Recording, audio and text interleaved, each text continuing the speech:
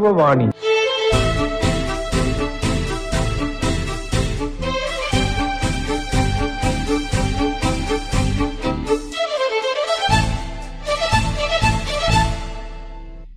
നമസ്കാരം പ്രിയപ്പെട്ടവരെ, സ്വാഗതം യുവവാണിയിലേക്ക്. ഇന്ന് നമ്മളോടൊപ്പമുള്ളത് യാത്രകളെ ഒരുപാട് സ്നേഹിക്കുന്ന, യാത്രകൾ കൊണ്ട് ഒരുപാട് നേട്ടങ്ങൾ കൊയ്ത ഒരു യുവാവാണ്. അദ്ദേഹത്തെ നമ്മൾ അനഘ് എന്ന് വിളിക്കണോ അതോ എഡ്വിൻ എന്ന് വിളിക്കണോ എന്നത് ഒരു സംശയമാണ്. നമുക്ക് ആളോട് തന്നെ ചോദിക്കാം. സ്വാഗതം യുവവാണിയിലേക്ക്. Thank you. അപ്പോൾ ഞാൻ തുടക്കത്തിൽ പറഞ്ഞതുപോലെ തന്നെ അനഘ് എന്നറിയപ്പെടാനാണോ അതോ ഹിച്ച് ഹൈക്കർ എഡ്വിൻ എന്നറിയപ്പെടാനാണോ ഇഷ്ടം? അങ്ങനെ വെച്ചാ എന്റെ ഫോർമൽ നെയിം അനക് പ്രസാദ് എന്നാണ്. റെക്കോർഡ്സിലൊക്കെ അങ്ങനെ കിടക്കുന്നത്. അപ്പൊ ഇത് യാത്രകൾ തുടങ്ങിയപ്പോ ട്രാവൽ അക്കൗണ്ട് നേരത്തെ തന്നെ എഴുതുമായിരുന്നു. അപ്പൊ ഒരു പെൻ നെയിം തൂലിക നാമമായിട്ടാണ് എഡ്വിൻ എഴുതിയത്. ഓക്കെ. യാത്ര തുടങ്ങിയപ്പോ ഒരു ട്രാവൽ അക്കൗണ്ടിൽ പിന്നെ എഡ്വിൻ ഹിച്ച് ഹൈക്കറിന് ഇട്ടുകൊണ്ട് അപ്പൊ ആ റീൽസ് ഒക്കെ കണ്ടല്ലെങ്കിൽ അങ്ങനെ ആ പേര് പോപ്പുലർ ആയതുകൊണ്ട് ആളുകൾക്ക് അങ്ങനെ പറഞ്ഞും പറയാന്നുള്ളു. അത് ശരി. വിളിച്ചാല് സന്തോഷമാണ്. അപ്പോ നമുക്ക് എന്താണെങ്കിലും യാത്രകളെ കുറിച്ച്, അല്ലെങ്കിൽ ഇപ്പം താങ്കളെ ഞാൻ അറിയുന്നത് അല്ലെങ്കിൽ നമ്മൾ ഇന്ന് കൂടുതലായിട്ട് ചോദിക്കുന്നത് യാത്രകളെ കുറിച്ചായതുകൊണ്ട് നമുക്ക് ആ ഒരു ഹിച്ച് ഹൈക്കർ എഡ്വിൻ എന്ന രീതിയിൽ തന്നെ പോവാം. അപ്പോൾ ആദ്യം തന്നെ നമുക്ക് നമ്മൾ ഇന്നത്തെ വിഷയത്തിൽ ഹിച്ച് ഹൈക്കിംഗ് എന്ന് പറയുന്ന കാര്യം ഒരുപാട് വരും. അപ്പൊ അതുകൊണ്ട് തന്നെ നമുക്ക് എന്താണ് ഹിച്ച് ഹൈക്കിംഗ് എന്നുള്ളത് ഒന്ന് പറഞ്ഞു കൊടുത്തിട്ട് ബാക്കി തുടരാം. ഹിച്ച് ഹൈക്കിംഗ് എന്ന് പറഞ്ഞാൽ ഞാൻ ഈ സന്തോഷ് ജോർജ് കുളങ്ങര സാറിന്റെ വീഡിയോസിലാണ് ഇത് ആദ്യം കേൾക്കുന്നത്. പിന്നെ അതിനെപ്പറ്റിയുള്ള പോഡ്കാസ്റ്റുകൾ, ടെഡ്എക്സ്, ഇതൊക്കെ വീഡിയോസ് ഒക്കെ നോക്കിയിട്ടുണ്ട്. ഇപ്പോ ഹിച്ച് ഹൈക്കിംഗ് എന്ന് പറഞ്ഞാൽ നമുക്ക് ആളുകൾക്ക് എങ്ങനെ വേണമെങ്കിലും യാത്ര ചെയ്യാമല്ലോ, പല രീതിയിൽ യാത്ര ചെയ്യാം. ഇപ്പൊ നമുക്കൊരു സ്ഥലത്തേക്ക് ട്രെയിനിലോ ബസ്സിലോ അല്ലെങ്കിൽ ഫ്ലൈറ്റിലോ പോവാം. അപ്പോ അങ്ങനെ ട്രാവൽ ചെയ്യുന്ന ഒരു മെത്തേഡാണ് ഹിച്ച് ഹൈക്കിംഗ്. അതായത് നിങ്ങൾക്ക് നടക്കാനോ അല്ലെങ്കിൽ ലിഫ്റ്റ് ചോദിക്കാനോ അല്ലെങ്കിൽ നമ്മളൊരു സ്ഥലത്ത് എത്തിയിട്ട് അവിടെ എത്തുന്ന സ്ഥലത്ത് തന്നെ ഇപ്പൊ ഒരു ടെന്റിൽ അങ്ങ് തങ്ങാനോ അല്ലെങ്കിൽ അങ്ങനെ നമ്മൾക്ക് പല രീതിയിലും യാത്ര ചെയ്യാനുള്ള ഒരു മെത്തേഡാണ് ഹിച്ച് ഹൈക്കിംഗ് എന്ന് പറയുന്നത്. അപ്പോൾ ഒരു അൺകൺവെൻഷണൽ ആയുള്ള രീതിയിലും അല്ലെങ്കിൽ വളരെ റിസ്ക് എടുത്ത് ഇത്തിരി സാഹസികമായുള്ള ഒരു യാത്രയാണത്. അപ്പൊ അങ്ങനത്തെ ഒരു മെത്തേഡാണ് ഹിച്ച് ഹൈക്കിംഗ്. അപ്പൊ പലപ്പോഴും നമ്മൾ ഈ യാത്രകൾ ആളുകൾ ഇങ്ങനെ മാറ്റി വെക്കുന്നത്, അതല്ലെങ്കിൽ യാത്രകളെ കുറിച്ച് സംസാരിക്കുമ്പോൾ പൈസ എന്ന് പറയുന്നത് വലിയൊരു ഘടകമായിട്ട് പറയാറുണ്ട്. അയ്യോ ഇപ്പൊ പൈസ ഇല്ല, അല്ലെങ്കിൽ യാത്ര പോകണമെങ്കിൽ ഒരുപാട് കാശ് വേണം എന്നൊക്കെ. ഈ താങ്കളുടെ യാത്രകളിൽ നിന്ന് എന്തുമാത്രമാണ് ഈ ഒരു പൈസ അല്ലെങ്കിൽ സാമ്പത്തികം എന്നൊരു എലമെന്റ് ആവശ്യമാണ് യാത്രയ്ക്ക് എന്ന് തോന്നിയിട്ടുള്ളത്?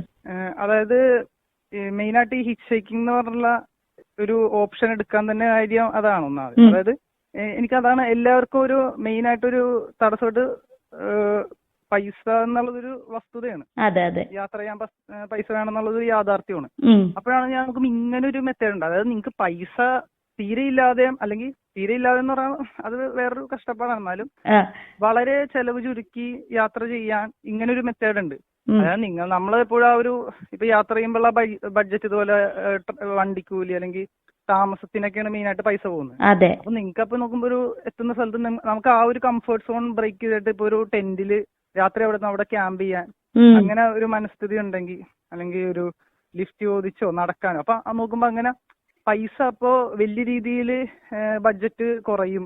അങ്ങനെ പൈസ വളരെ ചെലവ് ചുരുക്കി യാത്ര ചെയ്യാൻ ഇങ്ങനെ ഒരു വഴിയും കൂടി ഉണ്ടെന്ന് പറഞ്ഞപ്പോഴാണ് ഈ ഹിച്ച് ഹൈക്കിംഗ് എന്നുള്ളൊരു മാർഗം ഞാനും അങ്ങനെ ആദ്യമായിട്ട് പരീക്ഷിച്ചു നോക്കുന്നത്.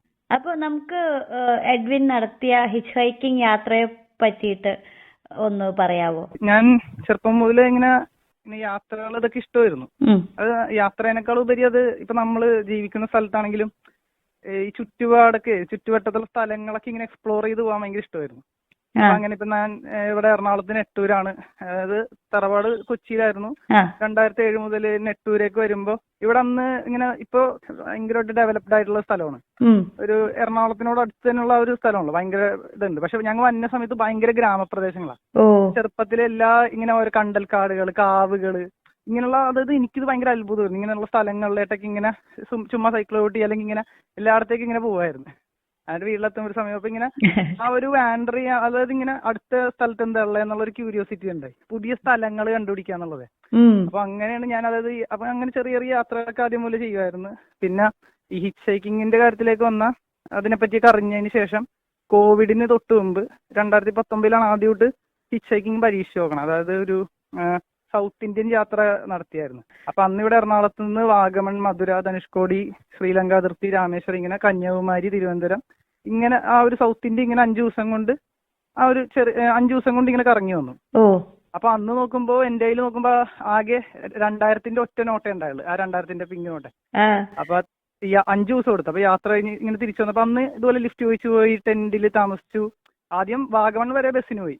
അവിടെ നിന്ന് പിന്നെ ഇങ്ങനെ ഈ ഹിഷേക്ക് ചെയ്ത് പോയി 5 ദിവസം കൊണ്ട് തിരിച്ച് വീട്ടിലേക്ക് എത്തുമ്പോ നോക്കുമ്പോ 500 രൂപ ബാക്കിയുണ്ട്. അതായത് 1500 രൂപയെ ചെലവായുള്ളൂ എന്ന് വെച്ചാൽ. അതായത് ഞാൻ നോക്കുമ്പോ കണ്ട ഈ യാത്ര ലിഫ്റ്റ് ചോദിച്ചു ഇങ്ങനെ നമ്മളിങ്ങനെ അയച്ചു വിടുന്ന പോലെ ഭയങ്കര അത് വേറെ എക്സ്പീരിയൻസും ആയിരുന്നു. അപ്പൊ ഭക്ഷണത്തിന് നോക്കുമ്പോൾ നമ്മൾ എത്തുന്ന സ്ഥലത്ത് ഹോട്ടലിൽ നിന്ന് ഭക്ഷണം, അപ്പൊ ഈ ഭക്ഷണത്തിന് മാത്രം ഈ കയ്യിലിരുന്ന പൈസ അധികം ചെലവായുള്ളൂ ഞാൻ അപ്പഴാ ശ്രദ്ധിക്കുന്നത്. മനസ്സിലായി. നോക്കുമ്പോ താമസിച്ചത് ടെന്റിൽ, അടുത്ത ദിവസം ഫ്രഷ് ആകുന്നത് നോക്കുമ്പോ അവിടുത്തെ ഒരു പെട്രോൾ പമ്പിലെ വാഷ്റൂമിലോ അത് പറഞ്ഞു. അപ്പൊ നമ്മളെ കംഫോർട്ട് സോണൊക്കെ അങ്ങനെ ബ്രേക്ക് ചെയ്ത് പിന്നെ ധനുഷ്കോടി അവിടെ കടൽ തീരത്തായിരുന്നു ഒരു ദിവസത്തെ രാത്രി ക്യാമ്പ് ചെയ്തത്. അപ്പൊ അങ്ങനെ അത് കഴിഞ്ഞ് കന്യാകുമാരി ഇങ്ങനെ ത്രൂ ഔട്ട് അങ്ങനെ ഹിച്ച് ഹൈക്ക് ചെയ്ത് വന്നപ്പോഴാണ് ആദ്യത്തെ സൗത്ത് ഇന്ത്യൻ അങ്ങനെ ഒരു ഹിച്ച് ഹൈക്കിങ് പരീക്ഷ നോക്കി ആ ഒരു യാത്ര തുടങ്ങുന്നത്. അതിനുശേഷമാണ് ഗ്രേറ്റ് ഇന്ത്യൻ ഹിച്ച് ഹൈക്ക് എന്ന് പറഞ്ഞിട്ട് അതൊരു ഓൾ ഇന്ത്യ ലെവലിൽ 14 സംസ്ഥാനങ്ങളിലൂടെയുള്ള യാത്രയൊക്കെ ചെയ്യുന്നു. അപ്പൊ അതിനെനിക്ക് തോന്നുന്നു കുറച്ചും കൂടെ നാട്ടുകാരുടെ അടുത്ത് നിന്നും ഒക്കെ ഒരു ആഘോഷമായിട്ട് തുടങ്ങിയ ഒരു യാത്രയായിരുന്നു തോന്നുന്നു അല്ലേ? അതെ അതെ അതെ. അത് എത്ര ദിവസം എടുത്തു അതിനെ പറ്റിയിട്ടൊന്ന്? ഗ്രേറ്റ് ഇന്ത്യൻ ഹിച്ച് ഹൈക്ക് എന്ന് പറയുമ്പോൾ ഞാനപ്പോ ആദ്യം കരുതിയത് സാധാരണ പോലെ തന്നെ ഞാനിപ്പോ എന്റെ ബാക്ക് പാക്ക് സാധനങ്ങളൊക്കെ എല്ലാം എടുത്ത് പാക്ക് ചെയ്തിട്ട് ഈ ഗ്രേറ്റ് ഇന്ത്യൻ ഹിച്ച് ഹൈക്ക് എന്നുള്ള ഇതില് അങ്ങനെ പോവാന്ന് വെച്ചാൽ ആദ്യത്തെ യാത്ര ആണെങ്കിലും ഒരു ഫേസ്ബുക്കിൽ അന്നൊരു കുറിപ്പ് മാത്രമേ ഇട്ടുള്ളൂ. പിന്നെ അങ്ങനെ ആ സമയത്ത് അങ്ങനെ വ്ളോഗ് ഇതൊന്നും അങ്ങനെ ചെയ്യണ്ടായില്ല. ഞാൻ ഇങ്ങനെ പോവാൻ നേരത്താണ് ഇവിടെ നെട്ടൂര് തന്നെ സ്പോർട്സ് ആൻഡ് ആർട്സ് ക്ലബ്ബ് ഉണ്ട്, Nettoor sports and arts club. ഇവരൊക്കെ എന്റെ അനിയൻ വഴി പറഞ്ഞവരറിഞ്ഞു. അപ്പൊ പറഞ്ഞ അയ്യോ അങ്ങനെ എന്നിട്ടാണ് ഇങ്ങനെ ആരോടും മിണ്ടാണ്ട് പോണേന്ന് ഫ്ലാഗ് ഓഫ് ഇങ്ങനത്തെ ഭയങ്കര ഇതൊരു പരിപാടികൾ ഇങ്ങനെ ഏർപ്പാടാക്കി. അപ്പൊ നോക്കുമ്പോ തലേന്ന് എന്റെ വീടിന്റെ അടുത്ത് തന്നെ കളരിയുണ്ട്, ENS കളരിയുണ്ട് നെട്ടൂരുള്ള. അപ്പൊ നോക്കുമ്പോ ആശാനും ഇതറിഞ്ഞിട്ട് ആശാനും ആദ്യം തലേന്ന് കളരിന്ന് ഒരു യാത്രയെ പോലെ പരിപാടി വന്നിട്ട് കളരിയിലുള്ള കുട്ടികളെ വിളിച്ചിട്ട് ഇങ്ങനെ ഇത് ഫംഗ്ഷൻ ഇത് വന്നിട്ട് യാത്രയപ്പോ വന്നിട്ട് ദിവസമായപ്പോ ഇതുപോലെ നാട്ടുകാർ കുറച്ച് പേരുണ്ടായി, ഫ്രണ്ട്സ് ഉണ്ടായി, വീട്ടുകാരുണ്ടായി. അങ്ങനെ എല്ലാരും കൂടി ഇപ്പൊ എന്റെ അനിയന്റെ ബൈക്കിലാണ് ആദ്യത്തെ ലിഫ്റ്റ് ഇങ്ങനെ തുടങ്ങി ഫ്ലാഗ് ഓഫ് ചെയ്യുന്ന പോലെ യാത്ര ഫ്ലാഗ് ഓഫ് ചെയ്താണ് hitch hiking great Indian hitch hike തുടങ്ങിയത്. അതിന് ശേഷം എന്നിട്ട് ഇതുപോലെ ഒരു 4 മാസം എടുത്തു കേരളത്തിൽ നിന്ന് കാശ്മീർ വരെ എത്താൻ. നടന്ന് ലിഫ്റ്റ് ചോദിച്ച് ഇതുപോലെ ഹിച്ച് ഹൈക്ക് ചെയ്ത് ത്രൂ ഔട്ട് പോയി 14 സംസ്ഥാനങ്ങള് ഒരു കേന്ദ്രഭരണ പ്രദേശമായിട്ട് അങ്ങനെ എത്തി. പിന്നെ നേരെ അങ്ങനെ ലീനിയർ ആയിട്ട് അങ്ങ് നേരെയും പോവായിരുന്നില്ല. ഓരോ സ്ഥലങ്ങളും ഇങ്ങനെ എക്സ്പ്ലോർ ചെയ്ത് ഇപ്പൊ ബാംഗ്ലൂര് അല്ലെങ്കിൽ ഇപ്പൊ മൈസൂര് ഓരോ സ്ഥലത്ത് ഇപ്പൊ ഒരാഴ്ച ഉണ്ടാവും. അല്ലെങ്കിൽ ഇങ്ങനെ പിന്നെ പുതിയൊരു സ്ഥലങ്ങളൊക്കെ, അതായത് സെൻട്രൽ ഇന്ത്യ അങ്ങനെ കറങ്ങി നോർത്ത് ഈസ്റ്റ് അധികം ടച്ച് ചെയ്തില്ല.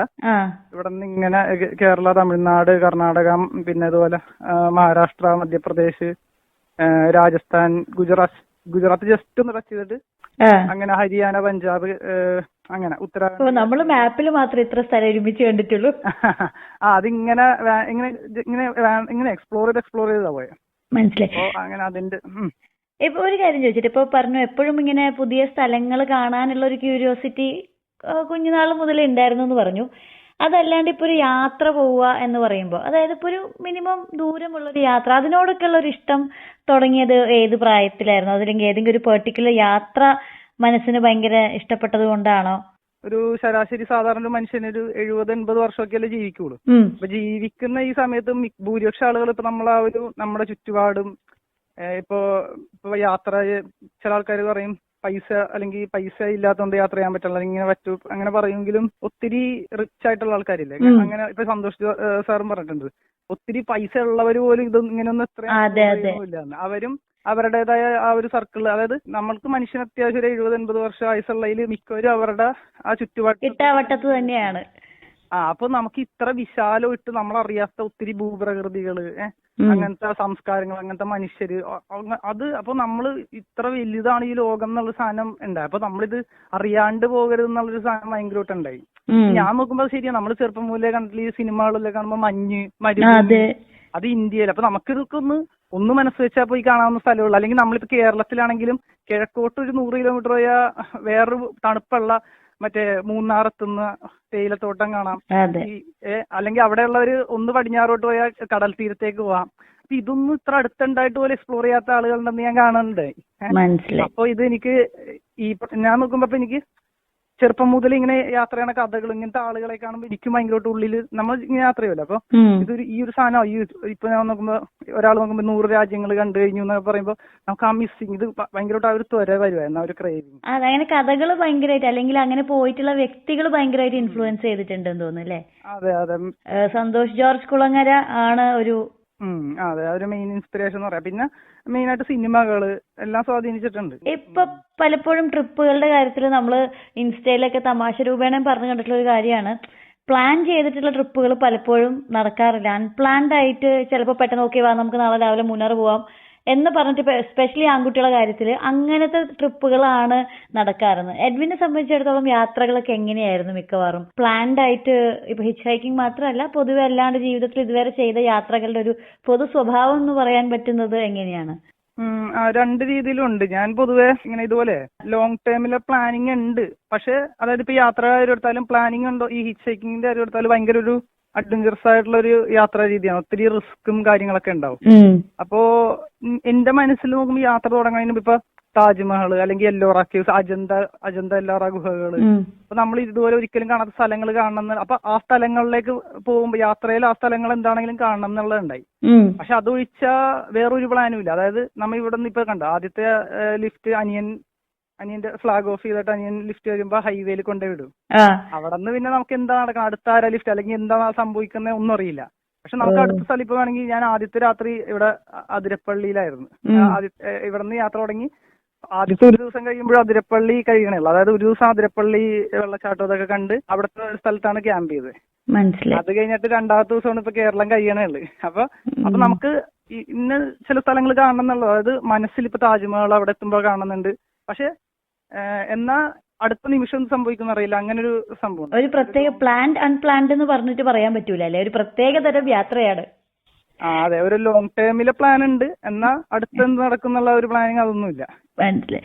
ഞാൻ ഇപ്പൊ പലപ്പോഴും യാത്ര പോകുമ്പോഴൊക്കെ ഇപ്പൊ നമ്മൾ ഫ്രണ്ട്സ് ആയിട്ട് പോകുന്നു അല്ലെങ്കിൽ ഫാമിലി ആയിട്ട് പോകുന്നു. ഈ സോളോ ട്രിപ്പ് എന്ന് പറയുന്നത് ഇപ്പൊ ഇടയ്ക്കും തലയ്ക്കും ഒക്കെ ആ ഒരു കോൺസെപ്റ്റ് പൊന്തി വരുന്നുണ്ട്. നമ്മുടെ ഒരു ലോകത്ത് എൻജോയ് ചെയ്യണം അല്ലെങ്കിൽ അങ്ങനെ ഒറ്റയ്ക്ക് പോകുമ്പോഴാണ് കുറെ കാര്യങ്ങൾ ആസ്വദിക്കാൻ പറ്റുന്നതെന്നൊക്കെ. എന്താണ് ഈ സോളോ ട്രിപ്പ് എന്ന് പറയുന്ന കോൺസെപ്റ്റിനോട് താങ്കളുടെ ഒരു അഭിപ്രായം? ഒരുപാട് ദൂരം ഒറ്റയ്ക്ക് യാത്ര ചെയ്തിട്ടുള്ള ആളല്ലേ? അങ്ങനെ വെച്ചാൽ ഇപ്പൊ ഈ ഏറ്റവും നല്ല ഉദാഹരണമാണ് ഇൻ ടു ദി വേൾഡ് എന്ന് പറഞ്ഞ സിനിമ ഉണ്ടല്ലോ. അത് നടന്ന സംഭവമാണ്. അതിലും ഇതുപോലെ അതിലും പറയണ്ട അവസാനം happiness is only really shared എന്ന് പറയുന്നത്. അതായത് സന്തോഷം നമ്മൾ ഷെയർ ചെയ്യുമ്പോഴാണ് കൂടുതൽ. ഞാനത് വെച്ചാൽ നമ്മളിപ്പോ യാത്ര ചെയ്യുമ്പോഴേ ആരാണ് ഒറ്റയ്ക്ക് യാത്ര ചെയ്യണമെന്ന് പറഞ്ഞാലും ലിറ്ററലി നമ്മൾ നോക്കുമ്പോൾ ഒറ്റയ്ക്കല്ല പോണേ. അതായത് നമ്മുടെ ഒപ്പം ഇപ്പൊ ലിഫ്റ്റ് ചെയ്യുന്ന ഒരാളുണ്ടാവും. അതായത് ഇപ്പൊ നോക്കുമ്പോ ഇവിടെ നിന്ന് നമ്മളിപ്പോ കുറച്ച് ദൂരം തന്നെ നടക്കും. പക്ഷെ പിന്നെ നോക്കുമ്പോൾ ഒരാൾ ലിഫ്റ്റ് തരും. അതായത് ഒത്തിരി മനുഷ്യര് നമ്മളെ കൊണ്ടുപോകണുണ്ട്. നമ്മളിപ്പോ പരിചയമില്ലാത്ത സ്ഥലത്ത് ഒരാൾ ഭക്ഷണം മേടിച്ചു തരും അല്ലെങ്കിൽ ഒരാൾ ലിഫ്റ്റ് തരും. ഇതൊക്കെ നോക്കുമ്പോൾ മനുഷ്യന് ഒറ്റയ്ക്ക് സർവൈവ് ചെയ്യാൻ പറ്റില്ല. മനുഷ്യനിങ്ങനെ സമൂഹമായിട്ടല്ലേ പോണേ. അപ്പൊ നോക്കുമ്പോ തന്നെയാണെന്ന് പറയുമ്പോഴും അതൊരു വാക്ക് മാത്രമല്ല, ശരിക്കും നമ്മൾ ഒത്തിരി മനുഷ്യരാണ് നമ്മളെ കൊണ്ടുപോകണേന്ന് നമുക്ക് അപ്പോഴാണ് അറിയാൻ പറ്റുന്നത്. ഇപ്പൊ നമ്മൾ സോഷ്യൽ മീഡിയയിലൊക്കെ നോക്കുമ്പോൾ യാത്രയുടെ പോസ്റ്റ് ഇടുമ്പോഴേക്കും അവിടുത്തെ ഒരാൾ ഞാൻ ഇപ്പൊ വയനാട് എത്തി എന്ന് പറയുമ്പോഴേക്കും എന്നാ ഇവിടെ എത്തുമ്പോ എന്നെ ഞാനുണ്ടേ എന്തെങ്കിലും പറഞ്ഞാൽ മതി എന്ന് പറഞ്ഞാൽ ഇങ്ങനെ ഒത്തിരി പേര് വരുമല്ലോ. അതിങ്ങനെ ചെല്ല് അവിടെ വെച്ച് കാണാം അല്ലെങ്കിൽ ഇങ്ങനെയൊക്കെ പറഞ്ഞ് ഒത്തിരി പേര് സപ്പോർട്ട് ചെയ്യാനൊക്കെ വരുമല്ലോ. അപ്പൊ നമ്മള് തന്നെയാണ് എന്ന് പറഞ്ഞാൽ ചില സമയത്ത് തന്നെ ആയിരിക്കും, എന്നാൽ ഒത്തിരി മനുഷ്യരാണ് സത്യത്തില് ആളുകളുടെ ഒപ്പം. അപ്പൊ ഈ സോളോ ട്രിപ്പ് എന്ന് പറഞ്ഞാലും സോളോ ട്രിപ്പ് എന്ന് പറഞ്ഞു പോണവര് പോലും സത്യത്തില് ആരുടെയെങ്കിലൊക്കെ സഹായമാണ്. അതെ അതെ. ഇപ്പോ താങ്കൾ ഈ ഒരു ഗ്രേറ്റ് ഇന്ത്യൻ ഹിച്ച് ഹൈക്കിനെ പറ്റിയിട്ട് ഒരു ബുക്കും എഴുതിയിട്ടുണ്ട്. എന്തുകൊണ്ടാണ് അങ്ങനെ ഒരു ആശയം? അതായത് ഇപ്പൊ യാത്ര ചെയ്തു, അത് നമ്മൾ ആസ്വദിച്ചു, അത് എക്കാലം ഓർമ്മിക്കപ്പെടണം എന്നുള്ളതുകൊണ്ടാണ് ഒരു ബുക്ക് എഴുതാമെന്നൊരു തോന്നൽ വന്നത്? അതെ. അതായത് അതിനു മുമ്പേ ഞാൻ പണ്ട് മുതലേ എഴുതുമായിരുന്നു. അപ്പൊ അതിലാണ് എന്റെ ഇതുപോലെ ഈ എഡ്വിൻ എന്ന് പറഞ്ഞ തൂലിയാന്നൊക്കെ നേരത്തെ വല്ലപ്പോ എഴുതുമായിരുന്നു. അല്ല, എന്റെ അടുത്ത് ഇപ്പൊ കുറച്ച് പേരും പറയേണ്ടത് എഴുതുമ്പോ നല്ല രസമുണ്ട് വായിക്കാന്നൊക്കെ പറഞ്ഞപ്പോ ഞാനിപ്പോ ഈ പണ്ടൊരു വായന ഉണ്ട്. അപ്പൊ എനിക്ക് ബഷീറിന്റെ ബുക്കുകളൊക്കെയാണ് എനിക്ക് ഭയങ്കരമായിട്ട് ഇങ്ങനെ എല്ലാ ബുക്കുകളും വായിക്കും. മെയിനായിട്ട് സയൻസ് പുസ്തകങ്ങളൊക്കെ വായിക്കണമെങ്കിൽ അപ്പൊ ഈ ബഷീറിന്റെ ബുക്ക് ഭയങ്കരമായിട്ട് സ്വാധീനിച്ചിട്ടുണ്ട്. അപ്പൊ നമുക്ക് ഇപ്പൊ MTയുടെ വായിക്കുമ്പോൾ നമുക്കൊരു ഇതുണ്ടല്ലോ, അതായത് ഒരു ഏച്ചുകെട്ടലുണ്ട്. അതായത് സാഹിത്യത്തിനെ സ്നേഹിക്കുന്ന കുറെ ആൾക്കാർ, അത് ഭയങ്കര ഒരു ക്ലാസ് സാധനം പോലെ അങ്ങനത്തെ ഒരു സാധനമല്ല. അപ്പൊ നമുക്കപ്പൊ എനിക്ക് നോക്കുമ്പോ അത് അങ്ങനെ അപ്പൊ ഇങ്ങനെയും എഴുതാം. അതായത് ബഷീർ പുള്ളിയുടെ ലാംഗ്വേജിലാണ് പറഞ്ഞത്. പുള്ളി അപ്പൊ ചിലപ്പോ ഇംഗ്ലീഷിൽ ബ്ലഡി ഇങ്ങനെയൊക്കെ പറയും. അപ്പൊ നമുക്ക് നോക്കുമ്പോ നമുക്കിത് കോൺഫിഡൻസ് തന്നെ ഉണ്ട്. ഞാൻ നോക്കുമ്പോ അപ്പൊ എനിക്കപ്പോ നമുക്ക് നോക്കുമ്പോ ഇതൊരു അങ്ങനെ അപ്പൊ ഞാൻ പണ്ടുപോലെ എഴുതും. ഇതുപോലെ നമ്മൾ യാത്ര ഇങ്ങനത്തെ കാര്യങ്ങൾ, ഈ പുസ്തകം എന്നുള്ളത് നമ്മൾ ജീവിച്ചിരുന്നതിന്റെ ഒരു അടയാളം പോലെ ഇതിങ്ങനെ മാർക്ക് ചെയ്ത് വെക്കണം എന്നുണ്ടായി. അപ്പൊ അതുകൊണ്ട് തന്നെ ഭയങ്കര ഒരു ആഗ്രഹമുണ്ട് ഈ ഒരു പുസ്തകം ഇങ്ങനെ ചെയ്യണം എന്നും ഒരു ഓതറായിട്ട് അറിയപ്പെടണം എന്നുള്ളതൊക്കെ. അപ്പോ അങ്ങനത്തെ ഒരു തോട്ടിന്നൊക്കെയാണ് അത്. അതിനുശേഷം ഇങ്ങനെ അത് ഈ പുസ്തകം ഒക്കെ ഇപ്പോഴും നേരത്തെ അതിനു മുമ്പേ പണ്ട് എഴുതി വെച്ച കഥകൾ എല്ലാം കൂടി ചേർത്തിട്ടാണ് ഗ്രേറ്റ് ഇന്ത്യൻ ഹിസ്റ്ററി എന്ന പുസ്തകം എഴുതിയത്. ഞാൻ ആക്ച്വലി ഈ ഒരു ബുക്ക് കാണുന്നത് ഒരു കല്യാണത്തിന് വെച്ചിട്ടാണ്. ഇപ്പൊ താങ്കളുടെ ബ്രദറിന്റെ കല്യാണത്തിനാണ്. അവിടെ കല്യാണ ഹാളിന്റെ പുറത്ത് ഈ ബുക്ക് സെല്ല് ചെയ്യുന്ന ഒരു കൗണ്ടർ പോലെ സെറ്റ് ചെയ്തിട്ടുണ്ടായിരുന്നു. അത് നമ്മൾ യൂഷ്വലി കാണാത്തൊരാശയമാണ്. ഒരു കല്യാണത്തിന്റെ പുറത്ത് എങ്ങനെയാണ് ആ ഒരു ആശയം വന്നത്? ആളുകളുടെ ഒരു പ്രതികരണം എങ്ങനെയായിരുന്നു?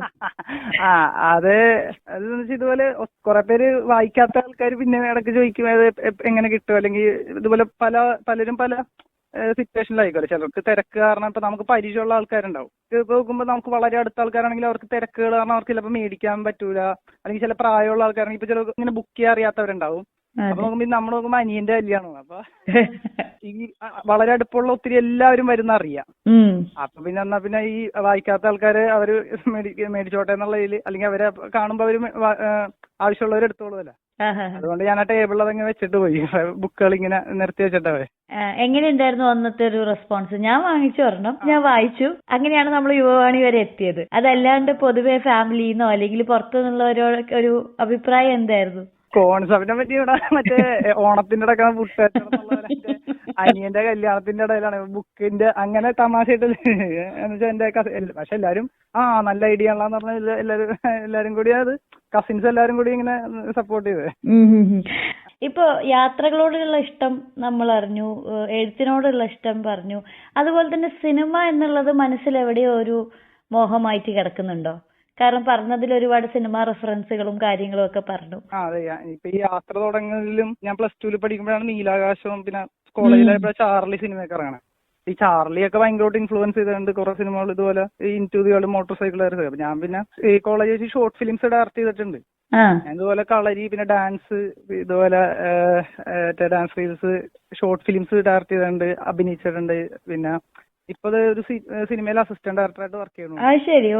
അല്ല, നേരത്തെ ഷോർട്ട് ഫിലിംസിൽ അസോസിയേറ്റ് ആയിട്ട് വർക്ക് ചെയ്തിട്ടുണ്ട്.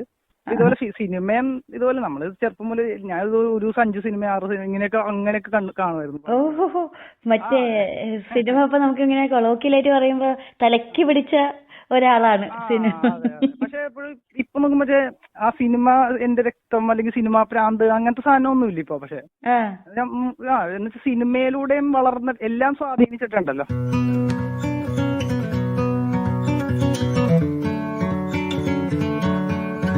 യാത്രകളെ ഏറെ സ്നേഹിക്കുന്ന, കേരളം മുതൽ കശ്മീർ വരെ ഹിച്ച് ഹൈക്കിംഗ് ചെയ്യുകയും അതിനെക്കുറിച്ച് ഒരു പുസ്തകം എഴുതുകയും ചെയ്ത ഹിച്ച് ഹൈക്കർ എഡ്വിൻ എന്നറിയപ്പെടുന്ന അനഘ് പ്രസാദുമായി ഫെറിൻ നടത്തിയ അഭിമുഖത്തിന്റെ ആദ്യ ഭാഗമാണ് ശ്രോതാക്കൾ ഇതുവരെ കേട്ടത്.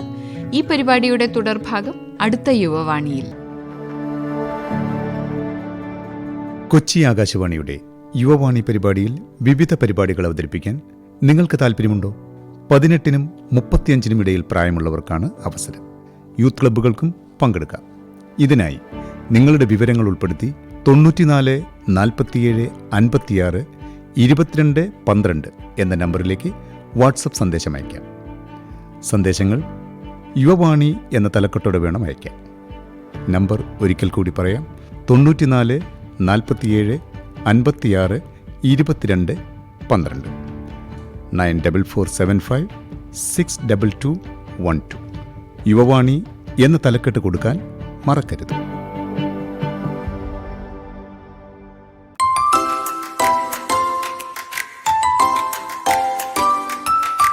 ഇന്നത്തെ യുവവാണി ഇവിടെ സമാപിക്കുന്നു. നിർവഹണം റിയ.